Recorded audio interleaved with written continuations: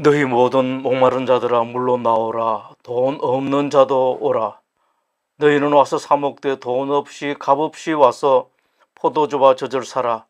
너희가 어찌하여 양식이 아닌 것을 위하여 은을 달아주며 배부르게 하지 못할 것을 위하여 수고하느냐.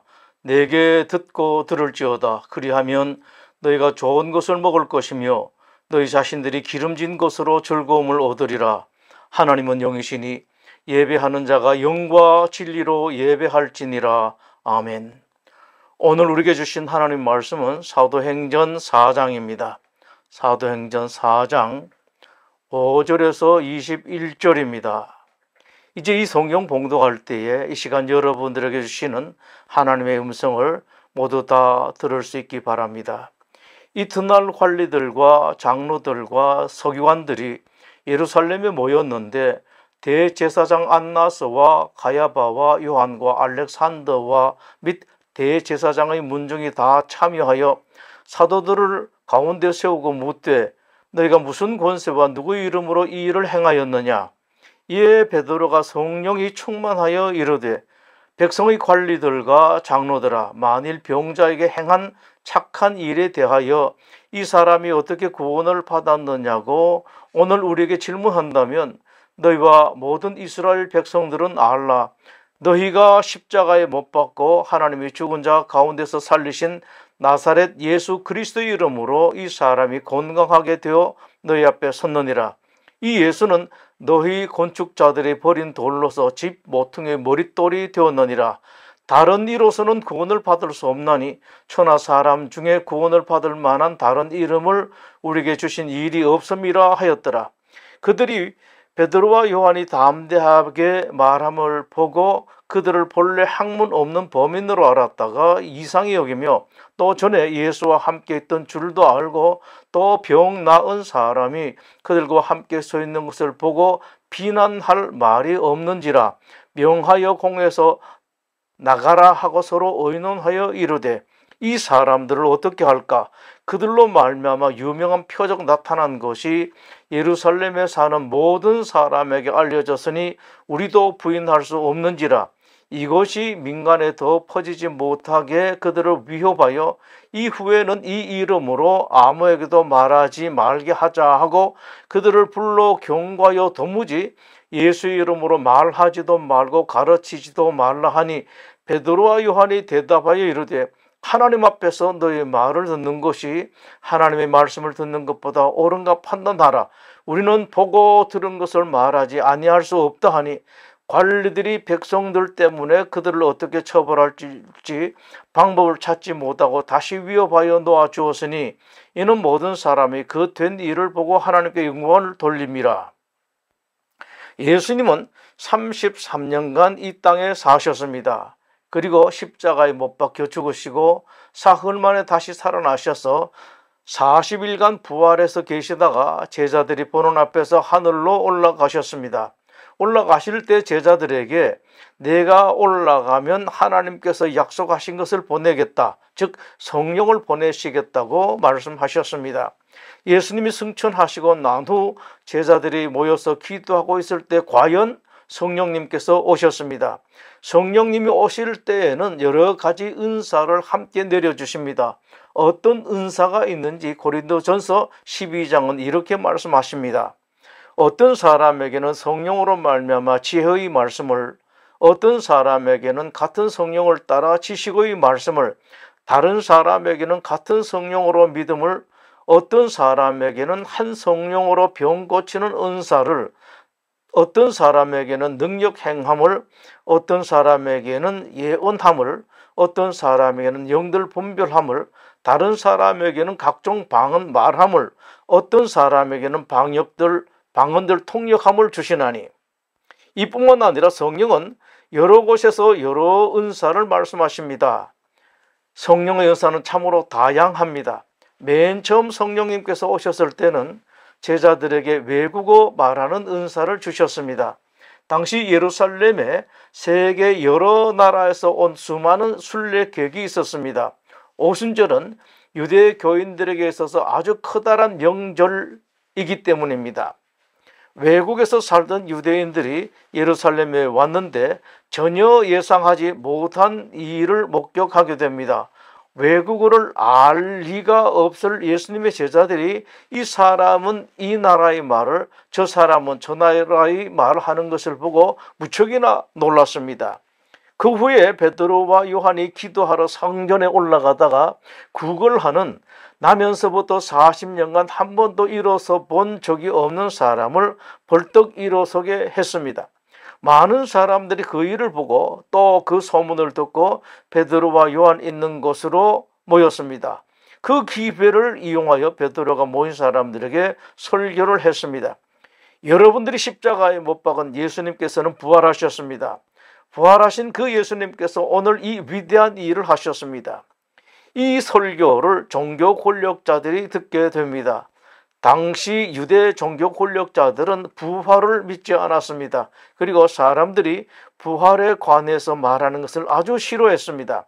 이들이 베드로와 요한을 잡아 옥에 가두었습니다. 그 사람들은 종교 권력에다가 세상의 권력도 같이 가지고 있었습니다.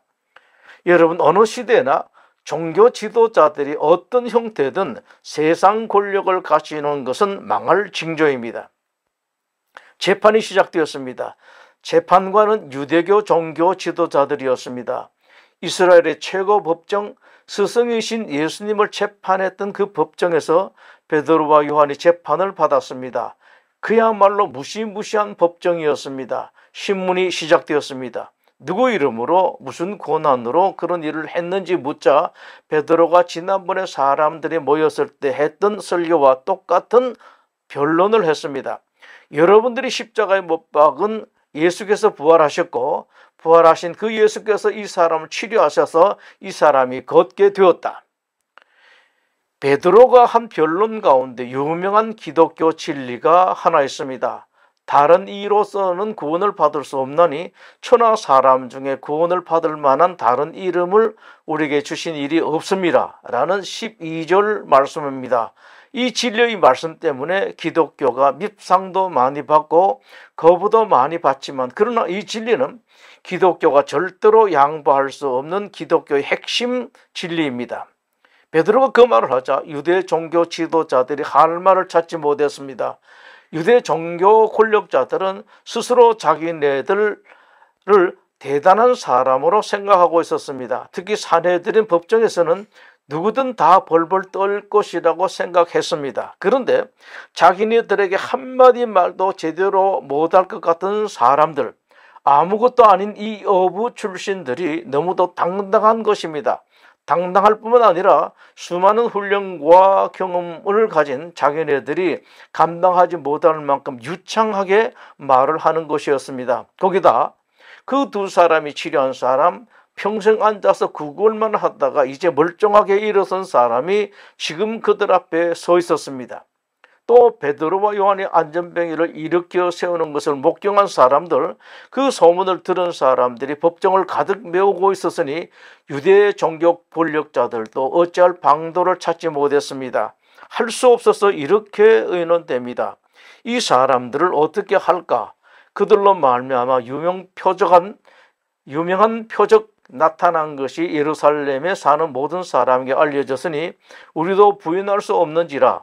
이것이 민간에 더 퍼지지 못하게 그들을 위협하여 이후에는 이 이름으로 아무에게도 말하지 말게 하자 하고 그들을 불러 경고하여 도무지 예수의 이름으로 말하지도 말고 가르치지도 말라. 자, 이 정도 했으면 좀 수그러질 것 같지만 베드로와 요한은 굽히지 않습니다. 하나님 앞에서 너의 말을 듣는 것이 하나님의 말씀을 듣는 것보다 옳은가 판단하라. 우리는 보고 들은 것을 말하지 아니할 수 없다. 관리들은 어쩔 도리가 없어서 다시 위협하고 놓아주었습니다. 그 대단한 자들이었지만 방법이 없었기 때문입니다. 여러분, 이것이 능력입니다. 그런데 이 종교 권력자들에게 무엇보다도 아픈 것이 있었습니다. 자기네들은 베드로와 요한이 고친 병자를 고칠 수 있는 능력이 없는 것입니다. 스스로 대단한 신앙인이라고 생각하고 시민들도 적으로 적어도 겉으로는 그렇게 인정하고 있는 종교 지도자들이었습니다. 그런데 별것 아니라고 생각한 사람들이 할 수 있었던 그 일을 자기네는 하지 못하는 것입니다. 그들도 얼마나 베드로와 요한처럼 하고 싶었겠습니까? 그러나 부끄러웠을 것입니다. 너무도 부끄러웠죠. 사람들이 자기네들의 능력을 두고 수군수군 할 것 아닙니까? 그런 것을 생각하면 아마 미칠 것만 같았을 것입니다. 베드로와 요한이 했던 일을 그 종교 지도자들은 왜 하지 못했을까요? 이유는 단 하나입니다. 이 종교 권력자들에게는 예수님이 없었기 때문입니다. 사실 베드로와 요한도 자신들의 능력으로 그 일을 한 것은 아닙니다. 자신에게 그런 능력이 없는 것은 종교 지도자들과 마찬가지였습니다. 그러나 베드로와 요한에게는 그 속에 예수님이 있었습니다. 이것이 차이입니다. 정확하게 말하면 예수님께서 보내신 성령님이 베드로와 요한 속에 있었습니다. 베드로와 요한 속에 있는 성령께서 그 위대한 일을 하셨는데 겉으로는 베드로와 요한이 그 일을 한 것처럼 본 것일 뿐입니다. 베드로와 요한은 너무도 정직하게 저 사람을 낫게 한 것은 우리가 아니라 예수 그리스도라고 사실을 밝혔습니다. 9절에서 10절 말씀입니다. 백성의 관리들과 장로들아, 만일 병자에게 행한 착한 일에 대하여 이 사람이 어떻게 구원을 받았느냐고 오늘 우리에게 질문한다면 너희와 모든 이스라엘 백성들은 알라. 너희가 십자가에 못 박고 하나님이 죽은 자 가운데서 살리신 나사렛 예수 그리스도의 이름으로 이 사람이 건강하게 되어 너희 앞에 섰느니라. 이 베드로와 요한에게 무척이나 자랑스러운 것이 있었습니다. 예수님입니다. 예수님이 부활하셨고 부활하신 예수님께서 이 사람을 일으키셨다는 것입니다. 또 자랑하고 싶은 것이 있었습니다. 그 예수님이 우리 속에 계신다는 것입니다. 나는 그 예수님을 내 속에 모시고 살아가는 사람이다. 이것이 자랑스러웠습니다. 이 자랑은 예수님을 구주로 영접하신 사람들은 누구든지 자랑할 수 있습니다. 나는 못하지만, 나는 못난 사람이지만, 그러나 내 주님은 역사의 주인이시고 인생의 주인이시고 세상의 주인이시다. 나는 그 주님을 내 속에 모시고 있는 사람이다. 이것을 자랑할 수 있습니다. 기독교인들이 세상 살면서 늘 기억할 것이 바로 이것입니다. 기회만 되면 입을 열어서 말할 것은 나는 아무것도 아닙니다. 나는 아무것도 할 수 없습니다. 그러나 세상의 주인이신 예수님은 무엇이든지 할 수가 있습니다. 라는 것입니다. 그리고 그 예수님을 나는 주님으로 모셨습니다. 그 예수님이 내 속에 계시는 한 나는 모든 것을 할 수 있습니다. 라고 말할 수 있습니다. 사도 바울은 그것을 이렇게 말했습니다. 내게 능력 주시는 자 안에서 내가 모든 것을 할 수 있느니라. 이런 바울이었기에 바울은 사람들의 병을 아주 쉽게 고쳤습니다. 루스트라라는 곳에서 전도하는데 나면서부터 일어나지 못한 안전병이 한 사람이 있었습니다. 바울이 그 사람을 향하여 일어서라고 하니 벌떡 일어섰습니다. 그러자 온 동네가 난리가 났습니다. 이 동네에 옛날부터 전해 내려오는 전설 때문이었습니다. 옛날에 그 마을에 신이 왔는데 마을 주민들이 신을 알아보지 못하고 냉대하여 신들이 화가 나서 마을 전체가 무서운 화를 입었다는 전설입니다. 그래서 이 마을에는 어떤 일이 있어도 신을 알아보지 못하고 냉대하는 일이 없어야겠다는 의식이 가득 깔려 있었는데 바울이 그런 일을 하니 이 마을 사람들은 드디어 그때 그 신이 다시 왔다고 꽃을 가지고 오고 소를 잡아서 제사를 드리려고 한 적도 있었습니다. 심지어는 바울의 손수건이나 앞치마로 환자를 덮으면 병이 낫기도 했습니다. 그런데 이 바울을 무척이나 괴롭히는 병이 있었습니다. 아마 간질병인 것 같습니다. 간질병은 한번 발작하면 몸에 무서운 일이 일어나는 아주 무서운 병입니다. 시도 때도 안 가립니다. 운전하다가도 발작이 일어나고 전철 앞에서 발작하면 철로에 넘어지는 일도 있을 수 있습니다. 설교를 하다가 발작이 일어나 입에서 거품이 나오고 몸이 뒤집어지면 하나님의 종로릇을 제대로 할 수 있겠습니까? 사람들이 생각할 것입니다. 저 사람이 진정한 하나님의 종이라면 하나님께서 고쳐주지 않으실 리가 없을 텐데 의심할 수 있을 것입니다. 바울은 이 병 때문에 너무도 괴로웠습니다. 충성된 하나님의 종은 자기 자신의 문제로 하나님께 간구하는 것이 쉽지 않습니다. 사도 바울이 그것을 뻔히 알면서도 자기 자신을 위해서 하나님께 기도했습니다. 하나님의 일에 지장이 많았기 때문입니다. 3번이나 간절하게 기도했지만 하나님은 고쳐주시지 않았습니다.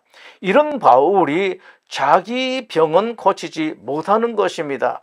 하나님께 그렇게 간절하게 기도했음에도 낫지 않았습니다. 이를 두고 재미있는 말을 한 사람이 있었습니다.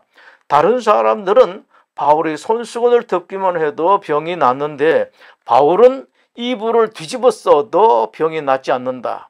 바로 그것입니다. 겉으로는 환자들의 그 무서운 병들을 바울이 고친 것처럼 보이지만 실제로는 바울이 아니라는 것입니다. 베드로가 안전병이 환자를 고쳤다는 사실에 대해서 그러나 유대 종교 지도자들은 자기네들이 병자를 고칠 능력이 없다는 것을 부끄러워하거나 속상해할 필요가 전혀 없었습니다. 왜냐하면 자기들도 예수님을 주님으로 모시기만 하면 환자들의 병을 고칠 가능성이 있기 때문입니다. 그것을 베드로가 말씀합니다. 너희가 회개하여 각각 예수 그리스도의 이름으로 세례를 받고 죄 사함을 받으라. 그리하면 성령의 선물을 받으리라. 베드로나 바울뿐만 아니라 유대 지도자든 누구든 예수님을 믿고 성령님이 충만하면 그런 놀라운 일, 위대한 일을 얼마든지 할 수 있습니다. 다 예수님을 버릴지라도 나는 절대로 예수님을 버리지 않겠다고 큰소리치고 난 후 금방 예수님을 버린 베드로였습니다.